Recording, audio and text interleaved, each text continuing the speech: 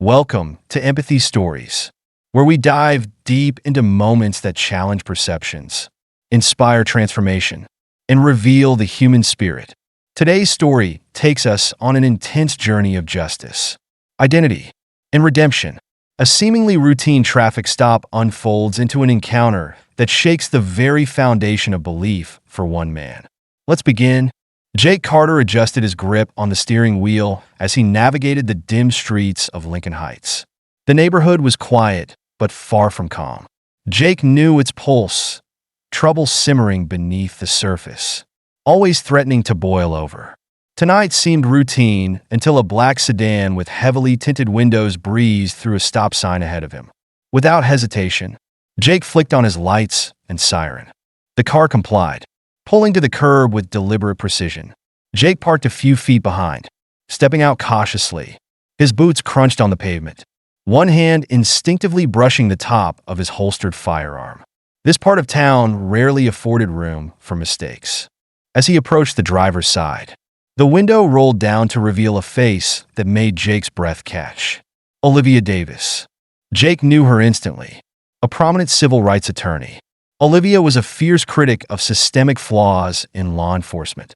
Her fiery speeches and high-profile cases had made her a household name, especially in communities like Lincoln Heights. Seeing her here, under these circumstances, felt surreal. License and registration. Please, Jake said, keeping his voice steady despite the weight of recognition pressing on him. Olivia handed over her documents without a word, her eyes sharp and probing. "Officer Carter," she said after a beat, her tone smooth but firm. "I take it you know who I am." Jake nodded, scanning her papers for formality's sake. "You didn't stop at the sign back there," he replied. Olivia's gaze didn't waver. "A minor infraction," she remarked, her voice edged with subtle defiance. "Do you often stop drivers for such trivial matters? Or does this feel different to you?" Jake stiffened, glancing down the empty street. "Ma'am, I'm just doing my job." "Is that what you tell yourself?" she asked, her tone calm but piercing. "That you're just doing your job?" Jake opened his mouth to respond but faltered, handing her documents back. He stepped away. "Drive safely," he muttered, retreating to the safety of his patrol car. As her taillights faded into the distance, Jake sat in silence, her words echoing in his mind. For the first time in years, he found himself questioning whether doing his job was truly enough. Back at the station, the fluorescent light seemed harsher than usual, casting long shadows across the desks and file cabinets. Jake Carter walked in, his boots thudding against the linoleum floor. The familiar hum of chatter and the occasional ringing phone filled the air. But something felt different tonight. Conversations paused as Jake passed, his colleagues exchanging knowing glances. The unease that had been brewing since his encounter with Olivia Davis followed him inside like a shadow. He barely made it to his desk before hearing the sharp bark of Captain Mitchell's voice. "Carter, my office. Now." Jake sighed, running a hand over his short-cropped hair before trudging toward the captain's door. Mitchell was waiting, arms crossed, his expression a mix of irritation and concern. "Close the door," Mitchell said curtly. Jake complied, the sound of the door shutting amplifying the tension in the room. "You know who she is, don't you?" Mitchell asked, his eyes narrowing. "Yes, sir," Jake replied. "Olivia Davis, civil rights attorney." Mitchell nodded. "She's not just any attorney. Davis has made it her mission to put departments like ours under a microscope. One wrong move, and she'll turn this whole precinct into a headline. What the hell were you thinking pulling her over?" "She ran a stop sign," Jake said defensively. "I was doing my job." Mitchell leaned forward, resting his fists on the desk. "This isn't about the damn stop sign. Carter, people like her are waiting for an opportunity to expose us. Don't give it to them. Stick to protocol. Keep your head down. And for God's sake, don't engage. Am I clear?" Jake nodded, but Mitchell's words left a sour taste in his mouth. He didn't feel like he had done anything wrong. Yet, as he left the office, the unease gnawing at him only deepened. By the time Jake reached his desk, whispers had turned into hushed conversations. Officers huddled in groups, their glances darting toward him. He could feel their judgment, their curiosity.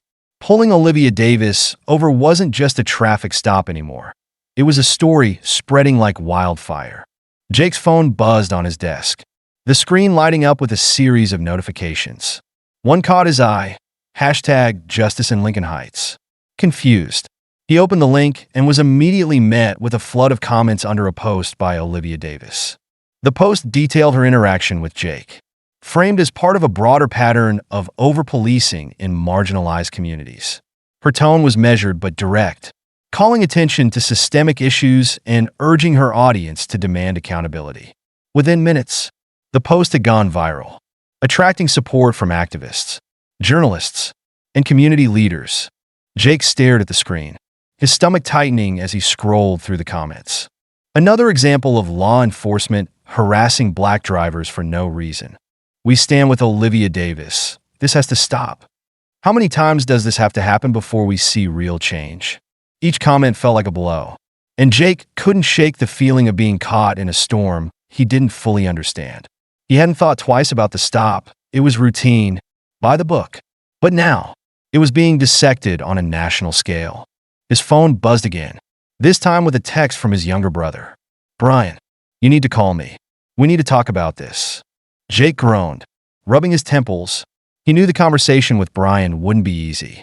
His brother had always been critical of Jake's career choice, accusing him of ignoring the systemic issues that disproportionately affected black and brown communities. Jake had dismissed those arguments in the past, retreating to the safety of his belief in law and order. But tonight, those arguments felt harder to ignore. The chatter in the station grew louder as Jake sank into his chair, his mind swirling. Olivia's words during the stop echoed in his ears. "Is that what you tell yourself? That you're just doing your job?" For the first time, Jake wasn't sure he had an answer. Jake Carter slumped into the worn couch in his small living room, the hum of his refrigerator, the only sound cutting through the heavy silence. The day had been relentless, a barrage of judgmental stares, Captain Mitchell's scolding, and the viral storm ignited by Olivia Davis's post. His phone sat on the coffee table, still buzzing occasionally with notifications. But Jake didn't have the energy to look at it. His thoughts were elsewhere, circling around the uneasy knot that had settled in his stomach. He stared at the ceiling, letting out a deep sigh. When the phone rang, it was Brian. Jake hesitated for a moment before picking up. "What's going on, Brian?" he asked, though he already knew the answer. "Jake." Brian's voice was firm, but there was a note of disappointment beneath it. "I saw what happened with Olivia Davis. We need to talk." Jake rubbed his temple, already feeling the conversation slipping into familiar territory.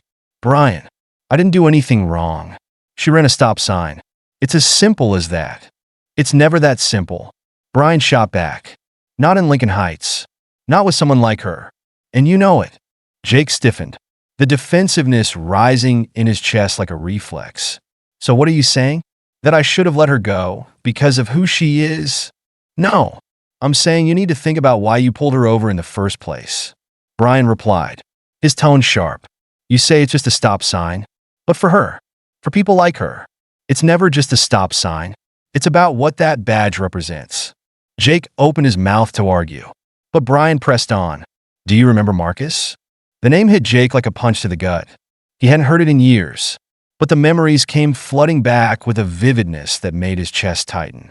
Marcus Johnson had been Jake's best friend growing up, a dark-skinned boy with a laugh that could fill a room. They had been inseparable, riding their bikes through the streets, dreaming about the futures they would carve out for themselves. But one summer afternoon had changed everything. Marcus had been accused of stealing from a local convenience store. Jake had been with him, watching helplessly as officers pinned Marcus to the ground, handcuffing him roughly despite his protests of innocence. Jake remembered the flashing lights, the shouting, the way Marcus had looked at him, confused, betrayed, as Jake stood frozen, unable to help. Marcus's family moved away shortly after that, and Jake had buried the memory deep, unwilling to confront what it meant. But now, with Brian bringing it back, the weight of it was impossible to ignore. Marcus wasn't a thief. Brian said, his voice softer now. He was your friend, and you let them take him like he was nothing. Jake felt a lump rise in his throat. What was I supposed to do? I was a kid. You're not a kid anymore. Brian replied, you're a cop, and maybe it's time you started thinking about what that means for people like Marcus. For people like me. The line went silent, but the words lingered. Jake hung up, his chest tight, his mind spinning. He had spent his career believing in the rules, in the power of law and order. But now, he wasn't sure if those beliefs were as solid as he had once thought.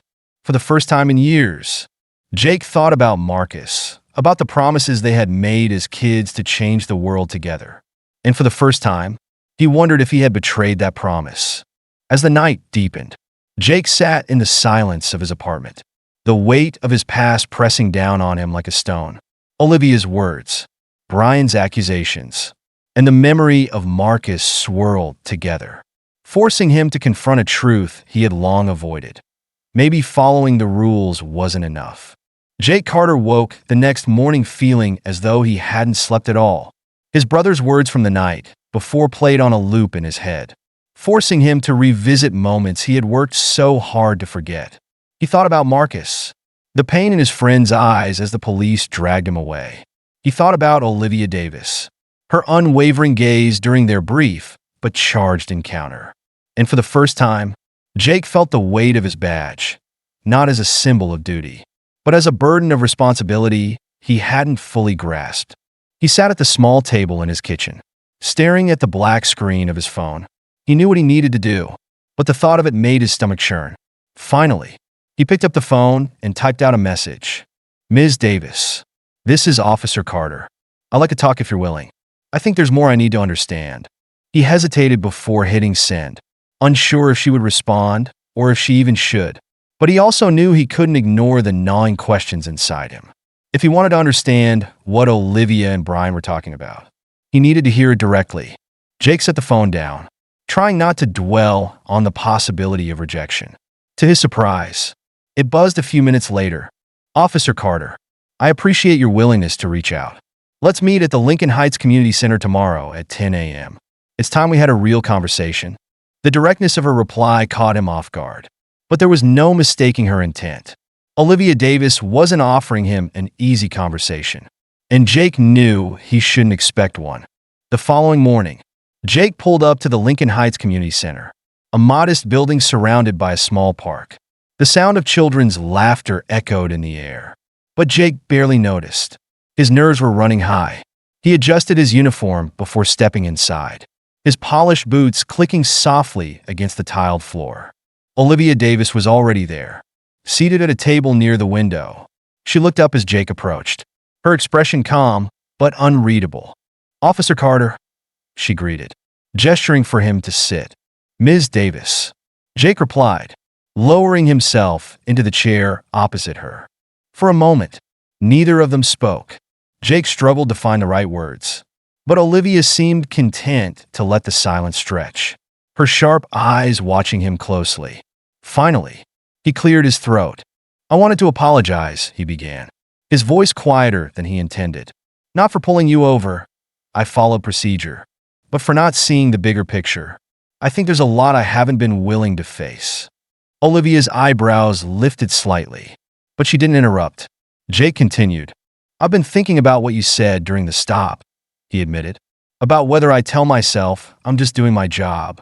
And honestly, I don't know. I've always believed in the rules, in enforcing the law, but lately, I've started wondering if that's enough. Olivia leaned forward, resting her hands on the table. It's not, she said simply. Following the law is important, but laws are written and enforced by people, and people are fallible. You have a responsibility not just to enforce the rules, but to understand how they affect the people you serve, especially here, in Lincoln Heights. Jake nodded, the knot in his chest tightening. I've been a cop for 10 years, he said, and I've never questioned it before. But now, I want to do better. I just don't know where to start. Olivia's expression softened, though her tone remained firm. The fact that you're here is a start, but change requires more than good intentions. It requires action. Are you ready for that? Jake hesitated. The question felt heavy, like a challenge. I think so, he said finally. But I'll need help. Olivia leaned back, crossing her arms. Help isn't the hard part, Officer Carter. The hard part is listening to things you don't want to hear, facing truths you've avoided, and sticking with it when it gets uncomfortable. Are you ready for that? Jake met her gaze, the weight of her words settling over him. I'm ready, he said, though he wasn't entirely sure it was true. Olivia nodded. Then let's start with the stories of the people you serve. Come to the next community forum. Listen to what they have to say. And maybe you'll start to see the bigger picture. Jake left the meeting feeling a mix of relief and trepidation. He didn't know where this path would lead, but for the first time in years, he felt like he was taking a step in the right direction. A year later, Jake found himself back at the Lincoln Heights Community Center. This time, he wasn't just a listener. He was a speaker, standing in front of the crowd. Jake felt a nervous energy coursing through him. He adjusted the microphone and looked out at the sea of faces, residents, colleagues, activists, and, at the back of the room, Olivia Davis. I've been a police officer for over a decade. Jake began, and for most of that time, I believed that following the rules was enough. But this past year has shown me how much I didn't see, how much I didn't understand. He paused, his voice steadying. I'm here to say that I've been wrong, and I'm committed to doing better, not just as an officer, but as a member of this community. We have a long way to go, but I believe change is possible if we're willing to listen, to learn, and to act. The room erupted into applause. But Jake wasn't looking for validation. He looked toward Olivia, who gave him a small, approving nod. It wasn't the end of the journey, but it was a moment of progress, one that Jake would carry with him as he continued to fight for the trust and justice Lincoln Heights deserved. As he left the center that evening, Jake felt lighter. For the first time in years, he wasn't just enforcing the law, he was part of the change. And that, he realized, was the truest form of service he could offer. Thank you for joining us on this powerful journey here at Empathy Stories. We hope this story resonated with you, shedding light on the complexity of humanity and the potential for change.